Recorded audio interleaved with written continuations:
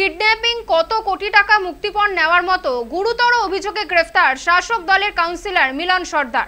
বারাসাত পুরসভার কাউন্সিলর মিলন সর্দারকে ইতিমধ্যেই গ্রেফতার করেছে সিআইডি। আরজিকর কাণ্ডের মাঝেও ধামাচাপা পড়ল না বারাসাতের কাউন্সিলরে কুকীর্তির অভিযোগ। বিষয়টি প্রকাশ্যে আসতেই শুরু রাজনৈতিক তরজাও। মিলন সর্দার কি শুধু একা? এই ঘটনার সঙ্গে আরো অনেকেই যুক্ত বলেই সরব বিরোধীরা। নম্বর যিনি কাউন্সিলর মিলন সর্দার, উনি হচ্ছেন প্রকৃত তৃণমূলী। কেন তৃণমূলের যে কালচার, চোর ডাকাত তোলাবাজ ছিনতাইকারী এবং তার সঙ্গে যুক্ত হলো অপহরণকারী, এবং দীর্ঘদিন ধরে উনি কাউন্সিলর রয়েছেন। এর আগে আপনারা জানেন যে 33 নম্বর ওয়ার্ডের কাউন্সিলর ছিলেন। উনি দলের এত গুরুত্বপূর্ণ ব্যক্তি, যার জন্য তাকে 2 নম্বর ওয়ার্ডে পর্যন্ত তাকে টিকিট দিতে হলো, যেখানে অনেকেই দাবিদার ছিল। এবং দলের উনি সম্পদ। আমরা জানি যে বর্তমানে যিনি বারাসাত পৌরসভা চেয়ারম্যান, তার সঙ্গে খুব ধরম মরম আছে বলেই তিনি টিকিটটা পেয়েছেন, এবং তিনি দীর্ঘদিন ধরে এই অপরাধ জগতের সঙ্গে যুক্ত।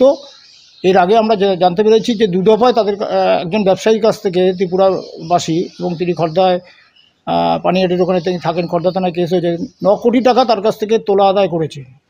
এবং তারপরে দেখা গেল মুক্তিপণ হিসাবে তাকে কিডন্যাপ করেছিল, এবং এবারও সেই একই কাজ করেছে। কিন্তু ঘটনাচক্রে তিনি সাহসের সঙ্গে তিনি অভিযোগ জানিয়েছেন এবং সিআইডি তদন্ত করেছে।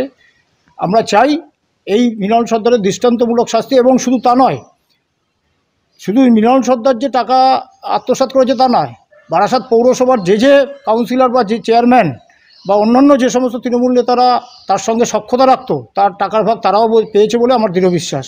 সুতরাং এই ব্যাপারে পূর্ণাঙ্গ তদন্ত হোক, এবং বারাসাতে যে নেতা, তৃণমূলের নেতা এবং কাউন্সিলর, চেয়ারম্যান বা অন্য কেউ যদি জড়িত থাকে তাদেরকেও গ্রেপ্তার করে তদন্তের আওতায় আনা হোক। বহিষ্কার এগুলো কোনো বিষয় না।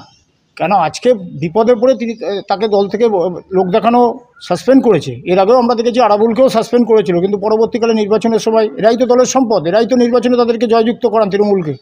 সুতরাং এই সাসপেনশন ওই সাময়িক ঘটনাটাকে ধামাচাপা দেওয়ার জন্য, কিন্তু এই সাসপেনশনের কোনো গুরুত্ব নেই বলে আমি মনে করি।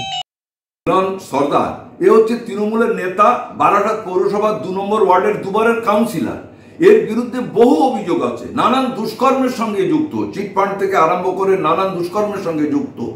আজকে অপহরণ কাণ্ডের সঙ্গে জড়িয়েছে। তৃণমূল কংগ্রেস আজকে বলছে ওকে বহিষ্কার করেছে, আইওয়াশ করছে। জানতো না যে এই মিলন সর্দার একজন কাউন্সিলর হয়ে সে কোটি কোটি টাকার মালিক কি করে হয়।